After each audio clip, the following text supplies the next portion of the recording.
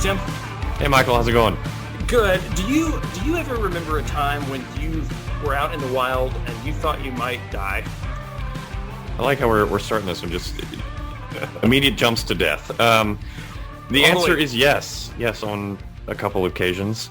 Couple of occasions. Tell me briefly about one of those. I was thinking about this recently. Let's see. So I was hiking with my brother once in near Hot Springs, Arkansas, Ouachita National Forest, I want to say is the name of the park that we were in. We were in the middle of nowhere, and we'd been hiking not too long. It was pretty close to the start of our trip. And it was like the heavens just like out of nowhere just started to dump and pour. And we were in the middle of this giant lightning storm that we were yelling at each other at the top of our lungs, and we could not hear each other because of the rain and the lightning and the thunder. And it was pretty hairy there for a little bit. Yeah, that sounds pretty intense. That's similar to the one that comes to mind for me. I remember this. It's a story I've already told on the podcast about the Mississippi River journey, but just thinking back on that time that I was caught in the lightning storm on the river and standing under the cypress trees in 18 inches of water with lightning all over the place, and just thinking I am in the worst lightning position possible and I can't make it better. Yeah. I thought that might have been like, I was just waiting for a bolt to blow out of the side of the tree at any moment. Yeah. And then there was a time where you and I got into a pretty good pickle. But that's probably a talk for another day, huh? That's right. During the winter that was the first time I ever went snowshoeing, and the last time I ever went snowshoeing. I recently picked up a pair of snowshoes, and I instantly had visceral flashbacks to that moment. Yeah, we should save that story for another time. I think so. I was thinking about stories of being lost in the wild and maybe dying, and it reminded me of one of the guys who participates in Ironcenturion, the Fort Worth Legion, has come to several of our events, and he and his son had a pretty terrible, life-threatening scenario happen for them. Do you think Matt would join us for a conversation about his story? Absolutely. Yeah, so Matt has been a friend of myself and of Ironcenturion for many years now. As you mentioned, he does help lead the Legion here in Fort Worth. But he's also gone on some cool trips with us to Guadalupe Peak was a favorite one of mine, where we actually flew a small team of guys out there and spent the weekend hiking one fall. But he and his family live here in Fort Worth. He works in the mortgage industry. He and his wife, Bethany, have been married about 20 years, I want to say. And they've got 3 kids, ages 18 down to 10, a boy and then 2 girls at the end. So he's quite the busy man, but he's an avid outdoorsman. He pushes us very hard physically in the group because he's one of the most physically fit dudes I've met. And yeah, he's a great friend. So Matt, welcome to the show. Hey, how's it going? Doing well. Good to have you here with us on the podcast. I know that you've been a long time listener to the podcast, a long time involved with Ironcenturion, a handful of events you've attended. And so it's good to have you on and get to tell a cool story today. Thanks, Michael. It's great to be here. So tell us a little bit about the infamous vacation that you took a couple of years ago. Yeah, so a couple of years ago, took my family up to Olympic National Park, which is right outside Seattle. And my son and I had a little bit of adventure. And we had planned a short day hike up to a mountain called Mount Washington, which is on the southern part of Olympic National Park. And we were just looking for a half-day hike, and so we could get up and get down. And this looked like it fit the bill. It was going to be pretty challenging, but it wasn't going to take us all day. And so that was our plan. The Mount Washington is, I looked it up, it's 6,200 feet in elevation. The climb that we were going to be doing was just 4.5 miles, but it was 3,200 feet of elevation gain out and back. And so we were going to just do at the time thinking we were going to do a half-day hike and get up and get down and get back. And it didn't turn out that way. You got one of those 3-hour Gilligan tours. Yes. Yeah. So you were planning to do 8 miles round trip and gain about half a mile. It was going to be 4.5 round trip. Yeah. Oh, four and a half round trip. So very casual day hike, like before lunch. I wouldn't say very casual. That's a pretty significant elevation climb over 2 miles. If you're averaging more than 1,000 feet of elevation gain and a mile, then we we were bushwhacking, and it was pretty challenging. I would say it's casual for the Konlande family, but probably not for most. Oh, so you said bushwhacking. Did that mean there was a mildly defined trail, or was it a very clear The trail? trail was not very well marked, as what I've been on before, and it was. So did you know that going into it? Yes, yeah. Several of the descriptions that we had read had said, "Look, this trail is not easy to follow," and yeah, I knew that. My son didn't know that. I didn't tell him. And we think, looking back on it now, I mean, we really misunderestimated the mountain, because we've done a lot of mountains that are 12, 13,000 feet in Colorado. And so I kind of looked at this mountain and it's like, it's 6,000 feet. It's not going to be a challenge. It's just going to be a hike in the park. We're going to go up and go down, and it's going to be it. But it proved to be a whole lot more challenging than what we had in mind. So tell me a little bit then about the gear you had with you, because you're planning to do a day hike of difficult level of activity. But what did you have with you? Sure. So we had very little.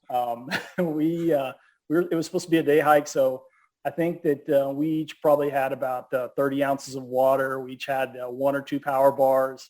The high that day was supposed to be like 65 degrees. We knew the low was going to be in the low 50s, upper 40s. And so I started out in shorts. Joshua, my son, he was 14 at the time. He started out in pants. I wish I would have brought pants, but I was thinking that was going to be back before noon. And we were just out having a good time. So clearly the trip goes wrong. Yes. Where does it go wrong? Does it go wrong before you get to the summit? Did you actually summit the mountain? We didn't summit. We didn't. So we took a wrong turn, and we always knew where the summit was. I knew where the summit was. And we were just having fun in the mountains. And there are a couple sections where we had to climb. It was at least third or fourth class climbing. There were some sections that were probably should have roped up, but we just kind of worked our way around. Where I knew that we were. So real quick, yes, third or fourth class climbing, for the uninitiated, why don't you explain that to our audience, what that actually means? Anything fourth class or fifth class and above requires a rope for safety. So third and fourth class are right on the edge of needing a rope. So this is hand over hand, Yes. Using your hands to hold you to the face or to help you gain traction and go up, right? Like you're right. Okay. So that's why, like on climbing routes, they're always listed as a 5-point something, right? Correct. Because if they require a rope for safety. So you're just below where a rope would be required, and it's maybe at a place where it's smart, but you're being able to work your way around some of these things. Are you still trying to head kind of toward the summit, even though you're not on the main trail anymore? We are. We're still. I still know where the summit is, and I'm like, you know what? We'll just find a way there. Just go up. And just go up, and we were having fun, and we were scrambling and rock climbing, and it was a beautiful day. The sun was out. We were sweating. We were warm, and there was some snow up there. I mean, it was in July, and we were walking on snow, and so we were just having a good time. And then we started realize that the biggest mistake of the day was I realized that we were going to be late, and so then I started rushing.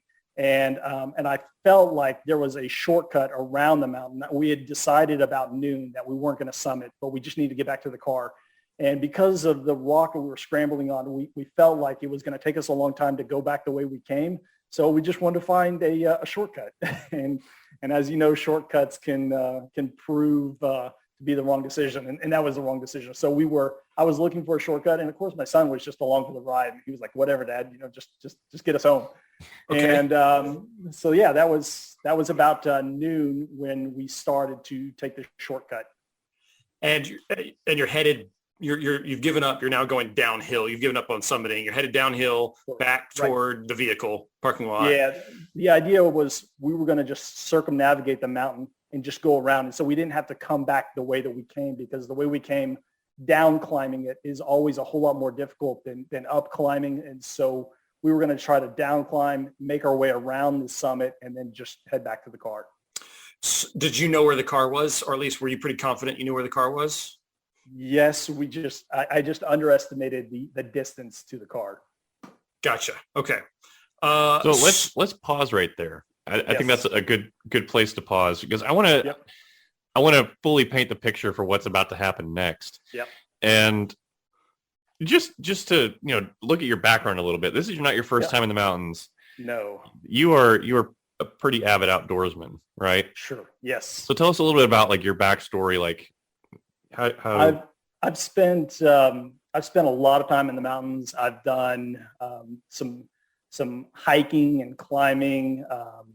I'm really experienced in the outdoors, and so but I think that experience sometimes leads to a little hubris and just thinking that I'm more than I really am, and certainly that day I just underestimated what was out there, and looking back on it now, I mean, it's just kind of silly, some of the mistakes that we made, and they were easy to make just because we're having so much fun.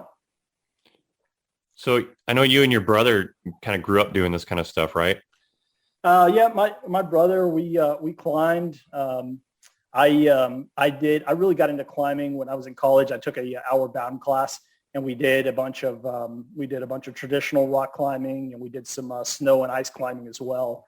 And that really kind of really got me into it.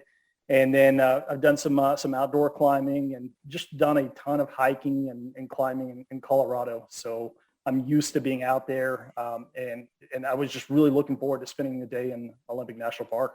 So you didn't feel out of your comfort zone or element? Absolutely not. Okay.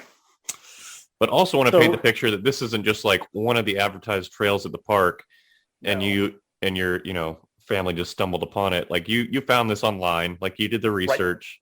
Right. Like, so there's I don't know if I should give out the website, but there's a website that hikers and climbers go to that are unpublished trails that people go to. I mean, you can, there's this is a different site that I'm thinking of, but there's a really popular trail, All Trails. And actually in the trail is on All Trails, but it's not going to be published on the national park site. Yeah, I feel like you enter another tier of like outdoorsmen when you find like the off menu trails to go do. Well, yes, of course.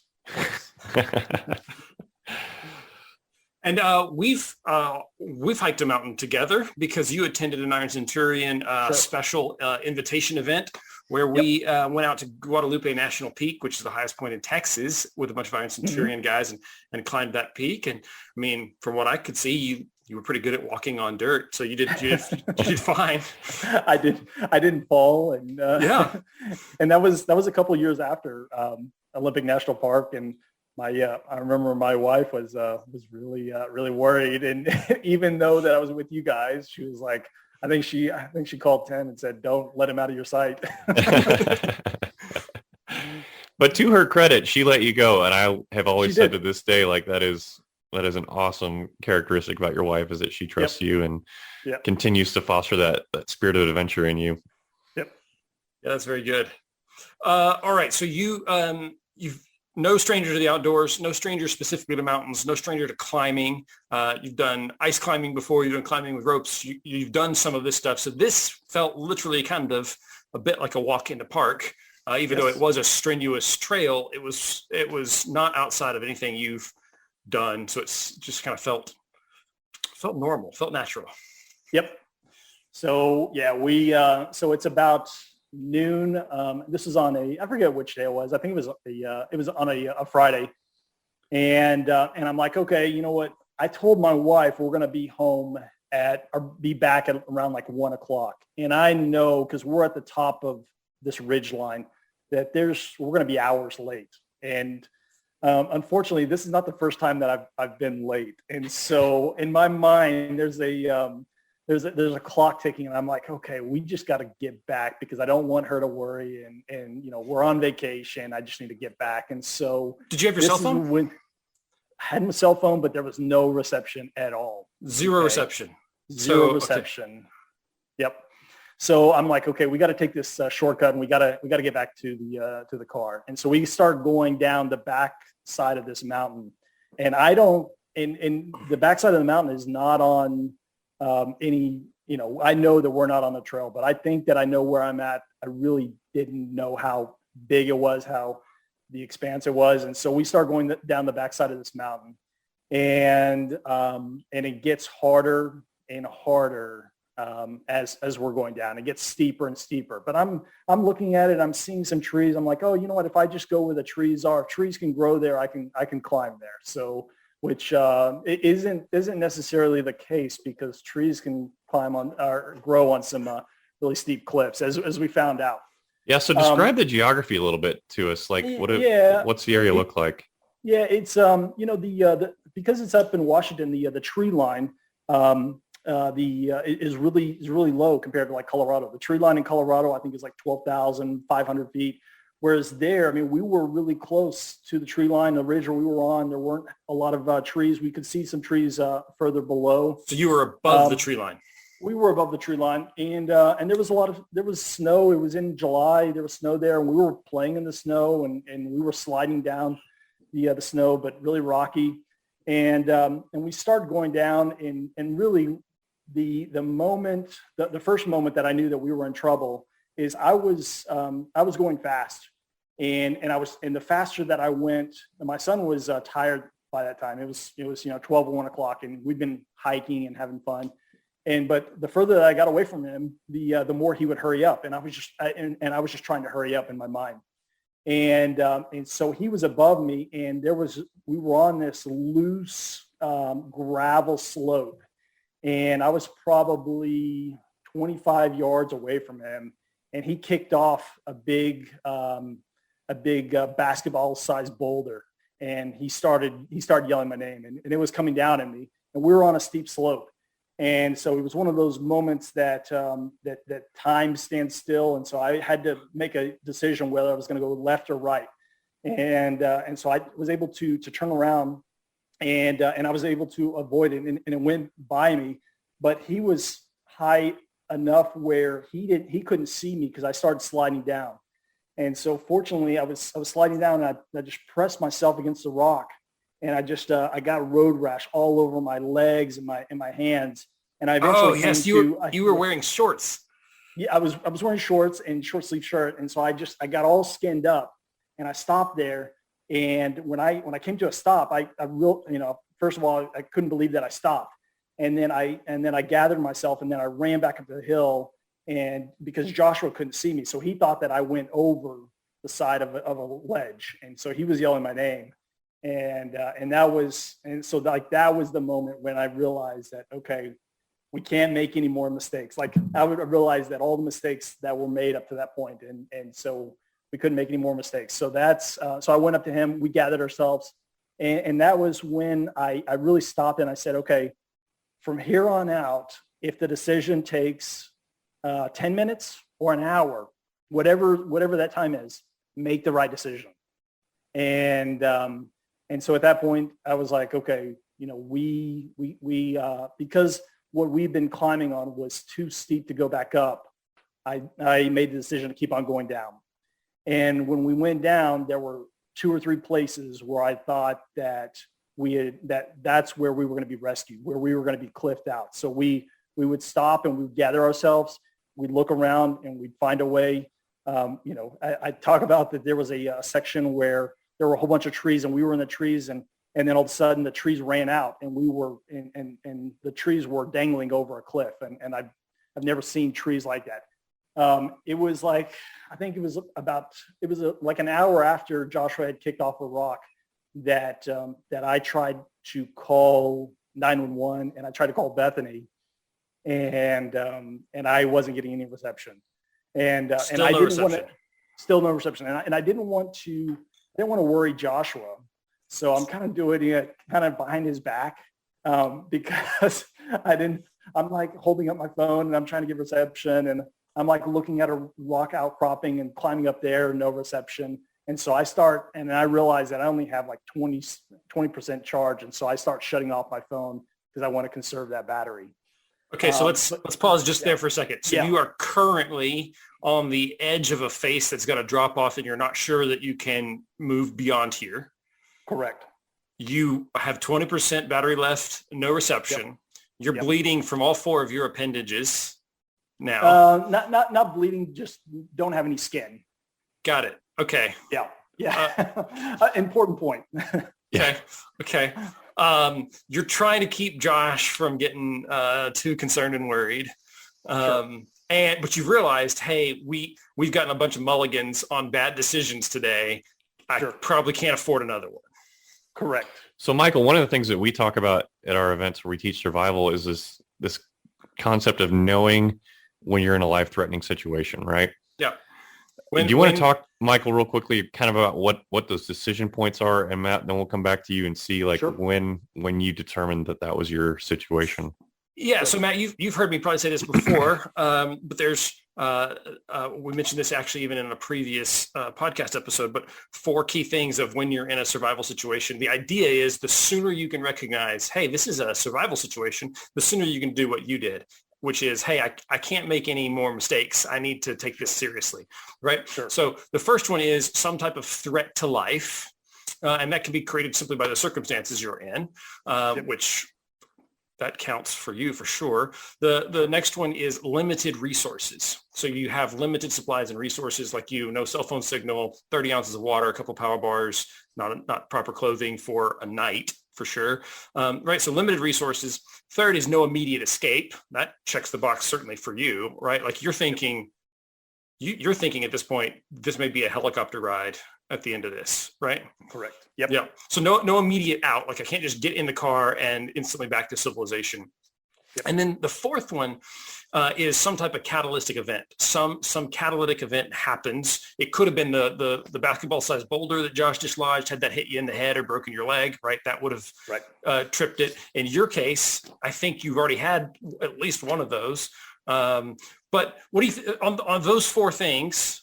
Because all 4 need to be present in order for that to be a survival situation, right? Because you have 2 of those, and that's just called a good time, right?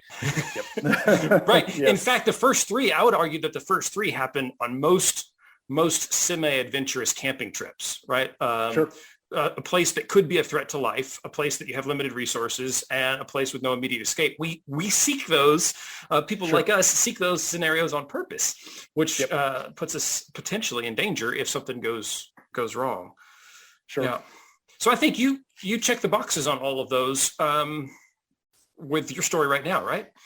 Correct. Yeah. I mean, when we were there, I mean, I certainly realized it a whole lot before Joshua did, and so I was just trying to keep him from keep his head in the game, because I still needed him to follow me and help us get out.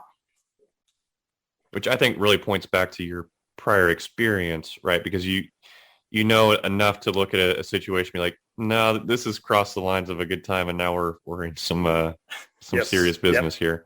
Right.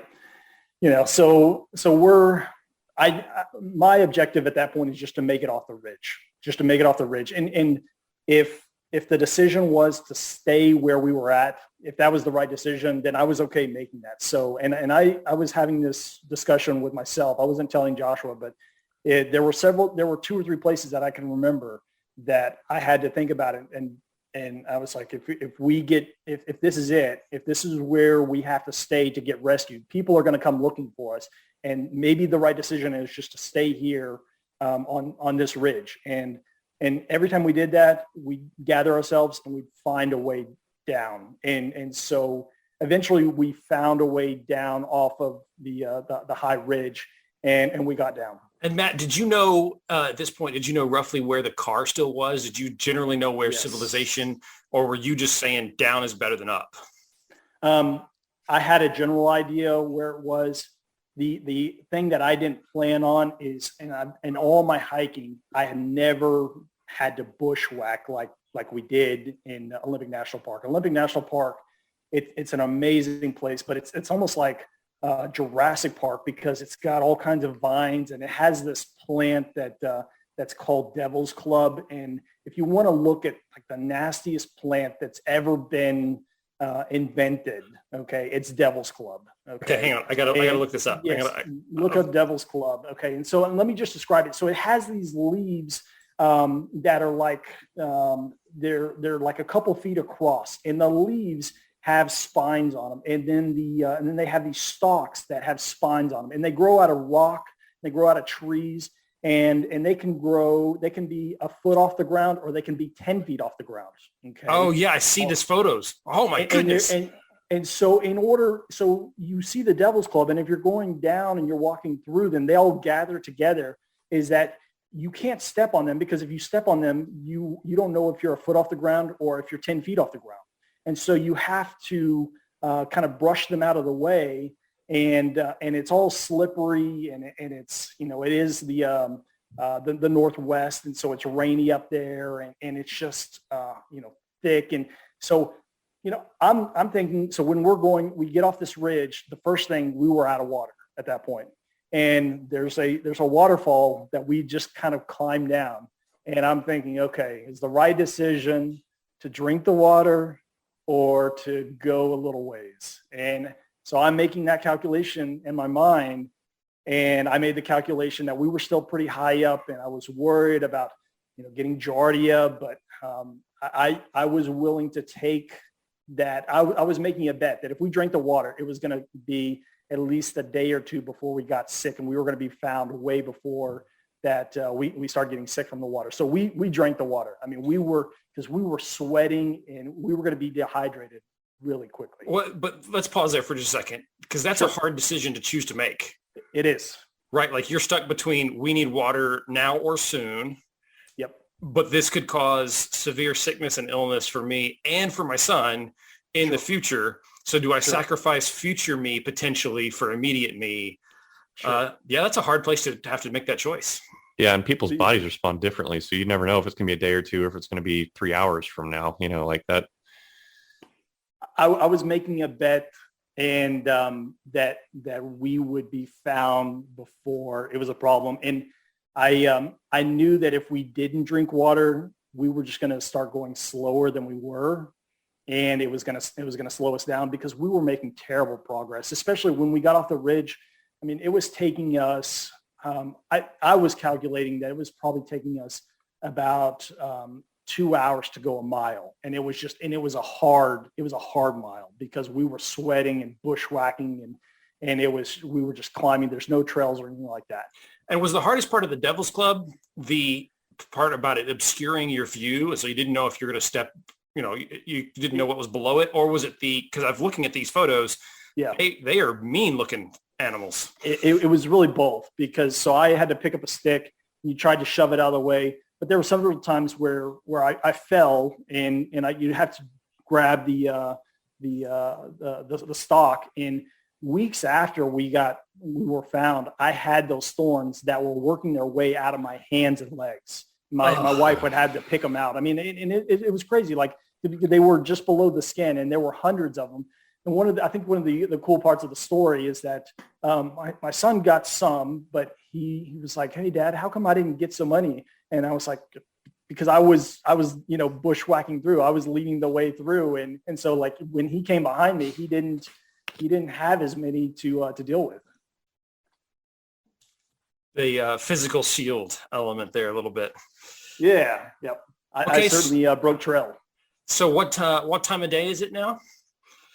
So after we get off the ridge, I think it was about 3:00, and so we are bushwhacking for a couple hours, and just sweating, and it was hot. We got water out of a waterfall that we found, and then it comes to about 6:30, and we come across this rock, and what's amazing is this rock is like 10 feet off the ground, and it has a tree that's growing beside it. And so we climbed up the tree and got on this rock, and we were just up there, and the sun was still out, and we were just done. I could see my son; he was done. He was tired, and I realized that we had a couple more hours that we could have kept moving and get down. But at that point, I'd realized that we weren't getting out of there that night. Like we were spending the night. I think I probably realized that about 3 or 4 o'clock. And at 3 or 4 o'clock, after we got off the ridge, Joshua was like, hey, Dad, maybe you should call in some help. I didn't have the heart to tell him that I'd been trying for a couple hours already. so I had delayed his call for help for a couple hours. And I was like, yeah, you know what, Joshua, that's a good idea. Let me try. And then I was calling and I wasn't getting anybody. So it was just, it was kind of pointless. Still no signal. And little battery. We're further down the ridge and in the trees. And so I knew if we didn't get a signal up high, we weren't going to get a signal down low. So have you gone back and calculated how many miles it is to this point? Yeah, to this point, I think we were probably, if I was guessing, about 4 miles at that point. From where? From the trailhead. Okay. So you should be done by now. Well, if we went up and down. Yeah. Yeah. And you should have had a much easier trail hiking experience than this. Correct. Yep. Okay. So yeah. So we got this big rock, like kind of balanced or tall, like up on the ledge, and you've climbed up on top of it so you can see a view. And okay. And you've decided we're not leaving tonight. So some type of shelter plan is starting to formulate, right? Right. Yeah. So we're up there and I'm thinking, okay, do we go and make shelter in the Devil's Club and try to make something there? I'd actually checked the weather. I knew it wasn't going to rain, so I really wasn't worried about that. If it was going to rain, then I knew it was going to be cold, and I told Joshua it was going to be cold. But we were up on the rock, and we were just kind of resting. And he looks over at me and he goes, "Hey, Dad," he goes, "Man, I ran out of water an hour ago." And I was like, "Man, you drank all your water? Like, what happened to rationing?" And he was like, I was thirsty, So I hear a stream off in the distance, and I said, "Well, I'm gonna go get fill up water for the night, and that way we have something." And he was like, "Well," I don't want to go. I don't want to go back to the Devil's Club. And I was like, "Well, you know what I'm going to do is I'm going to go towards the water and I'm going to yell at you every minute. And then if I can't hear you, then I'm just going to come back to your voice." And so we did that. And so it was because I could hear the water running. So it was about 5 minutes away. I found the water and I just chugged a ton of water. I filled up his water. I filled up my water and I went back through the Devil's Club. And then I got back on the rock. And by that time, I think it was probably like 7 o'clock. And I told Joshua, we're going to sleep here tonight. It's going to be cold. And actually the only time that I got to sleep that night was from about 7:30 till 8:30 because the sun was, the sun had heated up this rock and it was still warm. It started getting a little chilly because of the wind. And then I remember waking up at 8:30 and then just shivering. And we were, even though we drank water, we were still dehydrated. We'd only probably had 200 or 300 calories at the most between us that day. And we'd probably easily burned, at least 10 times that. So I knew that we were in rough shape. So let's leave you here for just a moment and now pick up what's going on back home, or not home, but like your family. Cause you'd already mentioned that you were worried about being late and you had been before and didn't want to worry your wife. Catch us up to speed about what's going on in civilization. Yeah. So back in civilization, to my wife's credit, she didn't call park rangers till like 6 or 7 o'clock. So she knows that I've been late a lot of times, and she's called park rangers on me when I've been late an hour. And so I've been in Rocky Mountain National Park where the park ranger's walking up the trail and says, are you Matt Konlande? And I say, "Yes, sir, I am." And he said, "Your wife's looking for you." So I've been there, done that. But, and that's that's kind of the running joke that we have is that, nature doesn't care, So in that time that I was late in Rocky Mountain National Park, we got caught in a storm and we had to down climb a ridge, and we had to sit on our packs and wait out an electrical storm for a couple hours because it was dangerous, and so we were a couple hours delayed. But so that's just one of many times. And so she's used to it, but she called the park ranger at 7:00. She told them where we were and when we were supposed to be back. And the thing that happened then that's really frustrating is that she told them where we would be at, and they didn't listen, unfortunately, because where we were, the trailhead we were at was not a well-known trailhead. They took the information that we were going up to Mount Washington, and they started looking at another trailhead. So they didn't find our rental car till 3:00 that morning, which was pretty disconcerting, because they thought that we'd driven off, that we never made it to the trailhead, that we'd driven off some mountain road, because it's a tough trailhead to get to, just to drive to. So that's what you get for using the unpublished trailheads, the off the secret trailheads. This is when she and I were talking about this. One of the things that she emphasized is that I had told her the trailhead, and I told her the website that I had used, and she told them. Yeah. But she didn't take them to it and say, look, this is where he's at. She told them, but she knowing what she knows now, that she should have emphasized it over and over again until they listened to it. Well, there's no way for her to know that they weren't going to pay attention and listen, right? And so, right. That's clearly their mistake. I was joking about it being yours, but that's no, and they had their preconceived notions of where they thought that I might be, because of the other 100 people that have gotten lost in the park and where they have been. And so that was just one of the things that was really interesting.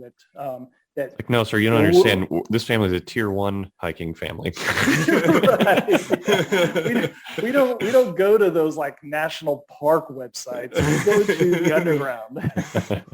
Okay, so some level of park ranger search and rescue effort is beginning around 6 p.m., but they make some mistakes. So it's not really until 3 a.m. that they're able to begin making meaningful search, because they've been searching the wrong place. They found the car. They busted out the rental car window to get a search dog in there. We didn't have anything in the car, so they drove back to the cabin in the middle of the night, and they got my son and I's. We had a pair of shoes that we left at the cabin. They got our shoes. The dog got the scent, and they fortunately, there was another person that was missing kind of in the same area. So they had 2 dog teams. They had 30 people that were ready and mobilized within just a few hours. So there were people that were already heading up the mountain within just a couple hours, because they were already there. And it was on the weekend. These search and rescue, a lot of them have regular jobs. And so they were already there. And they were able to mobilize pretty quickly. Wow, that's a cool surprise blessing that, not often is somebody else going to get lost in the same area you are, so that SAR's already on site. That's cool. Yes. Yep. Okay. So now take us back to you. You're on top of this rock. Yep. It's 3 a.m. You're very much not asleep. You're shivering. Yep. What are you thinking? What's going on? Where does the story pick up? It was a rough time. I kind of was enjoying myself. I mean, we were in this beautiful area that very few people had ever been. The stars were amazing, and I was able to. Josh and I were getting to talk like we've never had before, and he shared some things that was weighing on his mind that he never shared with me before. And it's a time when it was a special time for us that we're always going to remember.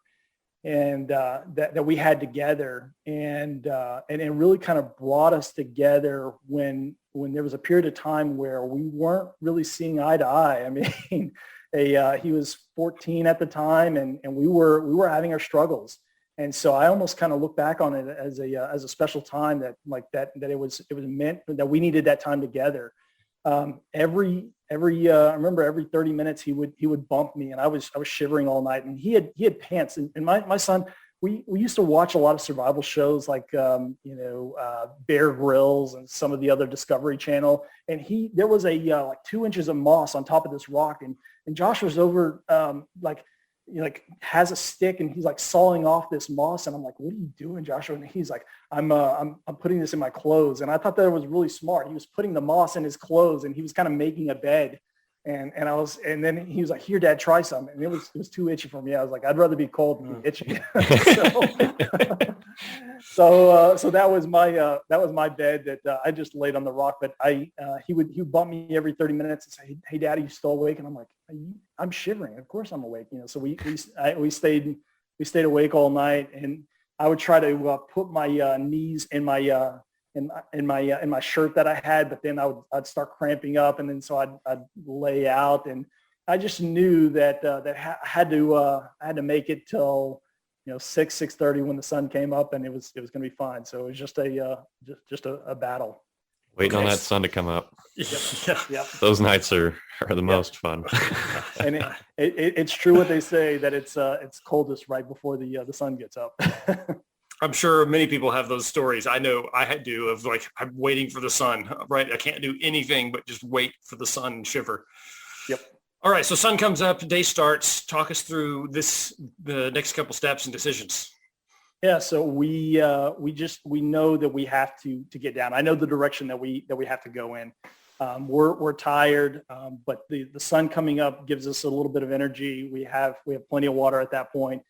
We're going through the Devil's Club, and we come to a clearing, and Joshua like runs in the back of me. I actually saw an adolescent mountain lion, and there are these huge trees that are like 10 feet in diameter. And I'm looking around, and I'm like, okay, if I was a mountain lion, like, this is where I would live. It would be the perfect place for a mountain lion or a bear to live. And so I'm seeing this mountain lion, and she kind of runs off, but I pick up a stick, and I'm like, okay, that's like an adolescent mountain lion. Like, the mother is somewhere near here. And so you start hearing all the things in the woods, and that's pretty disconcerting when you know that you're prey, and you're not the predator anymore, and you're in their house. And it's just another layer on top of the story. It's like, okay, what else is going to happen? Wasn't it in Washington that biker got attacked by a mountain lion recently, the guy that strangled the mountain lion to death? Was that Washington? I'm not sure. I remember that story. He was on the West Coast somewhere, but that dude was a stud. Yep. So we eventually found a river, and I was tired of walking through the Devil's Club. So we got in the river, and fortunately it was warming up. The river was super cold, but because it was fed by the snow above.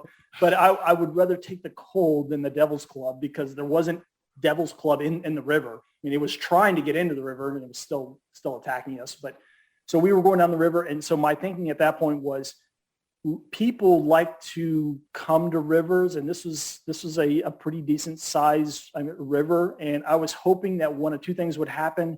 Either that we would come to a waterfall, which, if there's a waterfall, people hike to waterfalls, right? And so I was hoping that we'd either come to a waterfall, or eventually we come down, and the river opens up, and we just keep on getting lower. So we're in the river, and then this is about I think it was about noon that next day. We were super tired, and we come across a big culvert. And I'm like, okay. And when you're tired and you're hungry and you're thirsty, you're not thinking right. And knowing what I know now, I mean, what's on top of a culvert? What's the purpose of a culvert? It's a bridge. It's a road. It's a bridge. It's to protect a road. So we walk through this culvert, and I'm not thinking that, because it's so thick, that I'm not thinking, oh, there's a road up there, because this culvert's here because of the road. But we walk through the culvert, and then we get through, and Joshua is like, "Hey, Dad, I heard a car door." And I'm like, "Joshua, you're hearing things. There's no car doors out here. I still think that we're miles away from anything." He goes, "No, I heard a car door." And then we look up, and there's some green vests, and we can just see some green vests. And so we start yelling, and then they start yelling back at us, and then they're trying to fight through the Devil's Club and the underbrush, and they come through, and then they look up, and they were like, climb up to us. And so we climb up to them, and we get about halfway, and then they meet us, and they say, "Are you Matthew and Joshua?" We're like, "Yes." And they go, we've been looking for you. And they had actually just got to that road where they were about to head up the mountain from that area 30 seconds before we got there. We were just going to continue down the river, and we would have eventually found our way out. were several campsites, I think 3 or 4 miles from that location, a little bit further down. Okay, so walk me through how you're feeling when you're hearing voices and seeing people, right? Like you realize, okay, we've been found. Just to help me understand some of the thoughts that are going through your mind, some emotions you're feeling. What comes to mind first? Yeah. So it was a pretty rough time. You know, Joshua had a couple moments where he broke down, and that was pretty difficult because that was my fault, right? And then I was having those thoughts about what Bethany was going through back home, because I knew what she was going through, and then my kids, my girls, and so that was really difficult. And I knew that it was my fault, right? And so there were a couple moments there that I just I didn't want to show any emotion because I didn't want to make what Joshua was going through any worse. So I would have a couple moments where I just went off to the side and I just sat down. And I was trying to keep it together and just try to be strong for him, because I knew that in that situation, what I kept on replaying over and over again is that I could make the situation better or I could make the situation worse. And I was determined to make the situation better at even if it was little, whatever action, whether it was to go left or right or to chop down the devil's club or just to whack it over. I wanted to make the hundreds of little decisions that, when you're in that situation, time stands still and there's all these things going on, and you just have to focus and just take really each minute as it comes at you. Yeah. And so then now you're seeing people and talking to people and you're realizing, hey, I can offload some of this responsibility. We're found. Right. What are you thinking?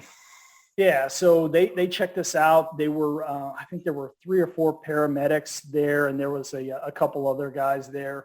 My shorts were all ripped up, and I was kind of embarrassed because there were some ladies there, paramedics, and my butt's hanging out, and it's all scraped up, and I know it's a silly thing to say, but I was like, and they gave me one of those Mylar blankets to cover up, and they gave us some electrolytes, and they gave us some food, and they checked us out. And they had at that point they had actually radioed because of the remote area that we were in. They radioed back and they just said, "Hey, we found them," but they didn't want to say what our condition was until they checked us out. And so from the time that they said they found us until they actually said that we were okay was like an hour and a half.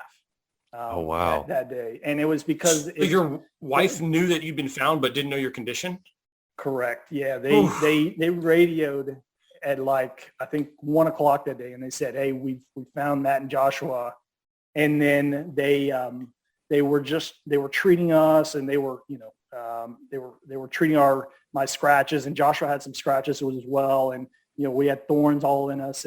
And so but they didn't, and at that first call, they didn't want to tell them our condition until they confirmed. So, but it was actually about an hour and a half later that they had confirmed. So, yeah, go ahead. I was gonna point out some parallel stories that are going on because it's interesting. Sure. So obviously this is in Washington State. We all live in the great state of Texas. But Matt, you're on vacation. Yep.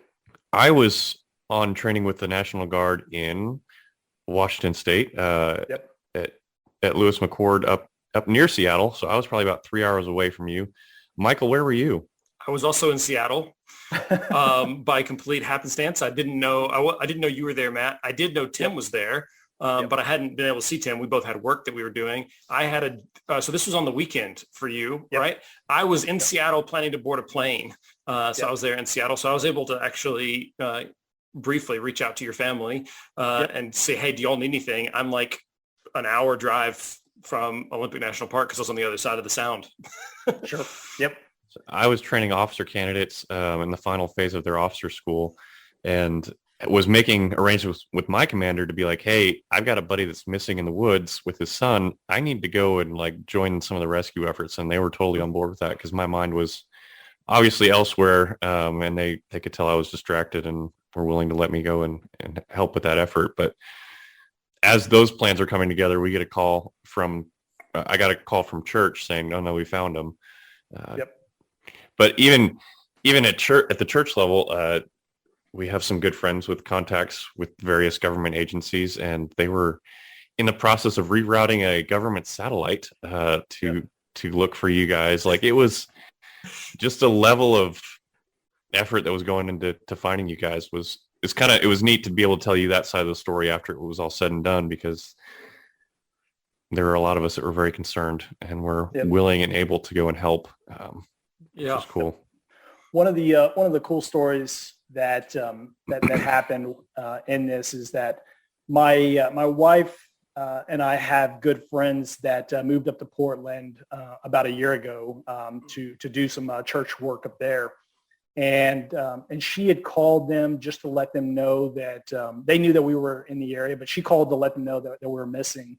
And they said, "Hey, we'll come up and stay with you." And she's like, you know what, this is like at 10 o'clock at night. And they were like, "Oh, you know what, that's okay." And they have young children too that are really good friends with my kids. And then Bethany called them back at 11 o'clock. And she was pretty upset. And they said, "All right, we're on our way." So they drove, I think it was like 2 hours from Portland up to the cabin that we were staying at. So they stayed with her all night because they had search and rescue and the national park that were coming in and out. And so that family stayed with my girls and my family, and they just kind of helped coordinate everything. And it was a really big help that they were there.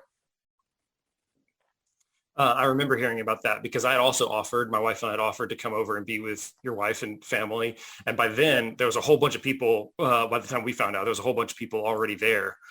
Sure. So there was a very full house with lots of people providing lots of love and care for that. Now, Matt, I'd like to turn briefly to a story that happened like 2.5-3 months before this. Sure. You attended an Ironcenturion event with us, one of our events, Dauntless Eagle, which is a similar style scenario. It's a survival training scenario with minimal food and shelter and gear, and we kind of disorient people a little bit. And you'd gone through that full weekend with us like 3 months before. Was that helpful? Did anything from that come to mind? What were you thinking about that at all? Yeah, it was a huge impact for me because that a lot of the same elements. I mean, we were on that event that we had. We were tired, we were hungry, we were cold, and we were having fun. It was tired, hungry, cold, but it was a good time.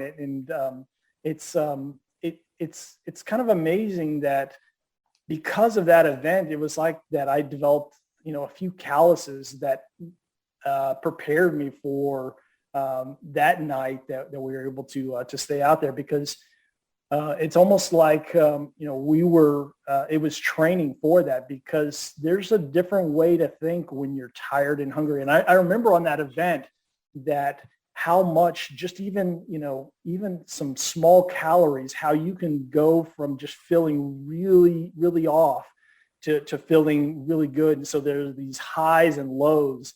And so if you're able to kind of negotiate with yourself that just because you're feeling down or feeling tired and hungry, it doesn't mean that in 10 minutes you're not going to feel completely better. Just taking some calories in, or a little bit of water, or even just putting your head down for a couple minutes. Yeah, so I remember that event, Dauntless Eagle. It kind of simulates a lost in the wilderness, maybe via a plane crash or getting lost like you did by taking a wrong turn and discovering you have limited resources. So we don't really provide a lot of food at that event. In fact, we take food away if you bring it with you. Water is accessible, but not easy to get. Shelter is kind of on your own. And turned out the weather for us, even though we were in Texas, was unusually cold for that weekend. So you'd already spent a cold, shivery, not good sleep night. Actually, it might have been colder that weekend than it was for you in Seattle. It was, and I had a sleeping bag, but it it didn't matter. I think it got below freezing that night. I think one of those nights it did get below freezing. Yep. Yeah. And I still haven't, and I still haven't forgiven Tim because the first morning he showed us how to make a fire, and then we got all nice and warm for about 5 minutes, and he promptly put out the fire because he didn't want to give away our position. We were all, and talk about highs and lows. We were sitting by the fire, we were enjoying life, and we were thinking that this is going to be easy, and then all of a sudden it was cold and wet again. The Army trained me at taking away joy rather quickly. Yeah. I remember they did a good job. Near the end, Matt, we gave you, at least your team earned some chicken breast, like one chicken. It was like 5 of you, and we gave you like 1 8-ounce chicken breast that was raw. We just handed it to you. And you guys figured out how to build a fire and cook it on how did you cook it? We cooked it on a rock. Yes. Yeah. We cooked it on a rock with some sticks, and it was the best chicken that I ever had because it was warm and it was just it was good. There's a lot of restaurants you could pay a lot of money to go have him cook you raw chicken on a rock. And the rock probably had some mineral content to it, so we probably got some electrolytes from the rock. So. Some rock salts of some kind. Yeah, there you go. Yeah, Matt, this is a fascinating story. Thanks for taking us along for the adventure and sharing the story with us of being lost in Olympic National Park for, well, let's see, it was like 36 hours that you were there, 24 that you were lost because you were supposed to be back by noon and then weren't. Right. Thank you for telling us about it. No, absolutely. Thank you for having me on. It was I was looking back on it, it was something that was challenging. We made a lot of mistakes. I think that it was something that God really used for me and my son and in our relationship, which is amazing that kind of thing can happen. I think that for me, it made me appreciate some things that I might have been taking for granted, and it's why I enjoy adventure like I do, is because it gets you away from the hustle and bustle and time to really connect with God and have conversations with yourself and things that are going well and things that maybe aren't going well. For me, I've worked out a lot of problems being out in the mountains, and it's really my solace. They say you're either a mountain person or a beach person. I can say unequivocally that I'm a mountain person. Everybody knows me that I just get this giddiness about being in the mountains, and it's just being out there and just being in the big places. So thanks for having me on. I can't say enough about Ironcenturion and what it's meant to me and my family and the relationships that I've developed over the years. It's been really special. Well, thanks for the Matt. compliment. We'll take it. Yeah. Yep. We're super glad to have you as part of the team. Thanks. Matt, go have some more adventures. Don't die on any of them. Maybe you can gain some more stories. We'll have you come back and tell some of the stories. I will say one more thing, and is that the way that I'm able to have more adventures, and I have this. It's I don't know if you guys see that. It's like a little spot. It's a GPS, and so this has an SOS button on it, and it has leaves a breadcrumb trail, and so. I'm able to continue adventures, and Weve's able to track me and do it in a safe way. So I haven't had to use the SOS button, but it's there if I need it. So the chances satellite of getting connection. Lost. Yeah. Yes. Very good. Yes. That's not a bad recommendation at all. Fantastic. Yep. Man, that was a fantastic ride of a story. I'm so glad that Matt and Josh made it out okay. But they had a life-changing, life-altering, forever memory experience, and that's pretty cool too. Yeah, it's neat to see how God orchestrates some of those things. I mean, when you started out on that trail, I'm sure that was not one of the things that had even crossed his mind, that this was going to be a spiritually formative time for he and his son. But it turns out it was, because as Matt and I have had conversations about this trip, like they were singing psalms to kind of kill the time and to keep their mind focused in the right place during that trip. And as Matt mentioned, they were having some really good conversations with one another, which for a dad and a teenage son, that's a huge deal. And they remain close, even to this day, which is for the teenage years is almost a miracle. Yeah, it's a big deal. So I think they can look back on that time and say, that's probably not at all what they had intended to go through, but the Lord orchestrated things and kept them safe throughout that whole entire trip. But he did something to them as a father and son that can't be replicated anywhere else. Yeah, and it's neat to see, God's fingerprints all woven through that, right? Certainly there's lots of different ways this story could have gone, but there are moments where I say, oh, look, you can see God at work here. The fact that Matt had attended an event that helped prepare with some of those concepts not long before, that was serendipitous, right? Or providential. Yeah. The opportunity for them to be able to spend time together, the fact that Matt had some experience in the outdoors already, so this wasn't a first time experience for him, that was good. And then, hearing his heart as he, especially when he got to the place where he realized, hey, this is a survival scenario. Hearing him say, I just want to make the next best decision. And every moment, I just want to make the decision that makes the situation slightly better. There's a lot of love deeply in that. Even in his story about all the Devil's Club plants and how he took the significant brunt of those and Josh didn't. That speaks to me. That's cool. It's very Christ-like. If you look at how Christ loves us and kind of goes with the plan ahead of us into, even to the point of taking on flesh and sacrificing himself for us, taking on those Devil's Club thorns, so to speak, that belong to us. You just see that love of the Father very clearly demonstrated in Matt's story there. So that's a really neat thing. Yeah, and I also think this illustrates one of the principles we've used for pretty much all of the events we've ever created. And sometimes people complain about it. But every single event we do has one or two elements in it that make the event really stressful and difficult and not terribly enjoyable in the moment. But obviously it helped prepare Matt for his future. But the bigger thing is just the connection it has created for him and his son. The reason we make those events uncomfortable in some aspect, whether it's the amount of sleep you get or the amount of food or other secret devious things, what that does is really binds people together with a shared difficult experience. And you can hear it, as Matt's talking about the impact it had for him and his son. And we've always intentionally included that in some of our events, and people complain in the moment, but we've seen that bear fruit elsewhere too. Because you really, until you've shivered all night long and then eaten like a half an ounce or 2 ounces of chicken that you cooked on a rock and felt that warmth with the 5 or 6 other guys around a fire. And claim it was the best chicken you ever had. Ever had in your life. No seasoning, no salt. Who knows what was on that rock before it was used for the cooking experience. Some Texas dirt. At best. Yeah. I thought that was really cool. Yeah, absolutely.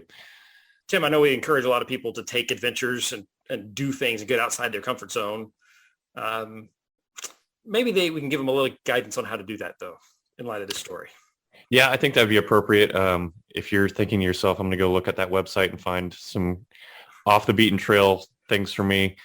Maybe that's at your skill level, but if you're, there's not really a couch to 5K version of this. You've really got to spend some time out in the woods and wilderness to gain a respect, I guess, for the level of adventure that you're capable of. Matt has clearly spent a lot of time in his life to be able to get to the point where he's at, where he can be what we jokingly refer to as a tier 1 family hiking team. And it got him out alive. I think you could say his skills and experience got him out of this. If he hadn't had those experiences, it may not have ended the same way that it did. And even still, it was a challenging scenario for him. Unfortunately, he got to test some of those skills in a live environment, at the last Ironcenturion event that he went to, where we provide a safe place where guys can go put some of those things to the test, where there's still a lot of danger involved in what we do, but it's guarded with the sense of, you're never too far from rescue. You're never too far from, being out of the scenario. Yeah, we know where you are the whole time. We have plenty of supplies on hand. You just can't use them unless we need to use them. We've got medic on site. We've got lots of things planned. So the guardrails are up, but you can experience what it'd be like if there weren't guardrails in a safe environment to do that. Yeah. So all that to say, go have adventures. Just make sure they're at the right adventure level for you. Yeah, that's a good way to end it. Yeah. Well, hey, thanks for joining us on the Ironcenturion podcast, a Christ-centered adventure into leadership, manliness, and brotherhood. Talk to you soon. See you, Tim. Later. Thank you for listening to the Ironcenturion podcast. We're thankful for the support of listeners like you who support this podcast through donations. If you'd like to be a part of our support team, please visit ironcenturion.org/donate. For more information on what it means to be a leader for Christ or how you can get involved, check out ironcenturion.org.